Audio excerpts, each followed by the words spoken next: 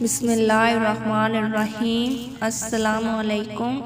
पेट की चर्बी ख़त्म करने के लिए 6 चीज़ें खाएं। नंबर 1, रोटी के साथ प्याज का इस्तेमाल।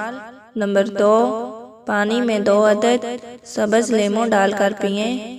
नंबर 3, दिन में सिर्फ 2 टाइम रोटी खाएं। नंबर 4, रात को जब सोएं तो पेट पर बेल्ट बांधकर सोएं। नंबर 5, रात को सोने से पहले 1 नीम गर्म पानी का गिलास ज़रूर पिएं। नंबर 6, सुबह उठते ही नीम गर्म पानी का 1 गिलास पिएं।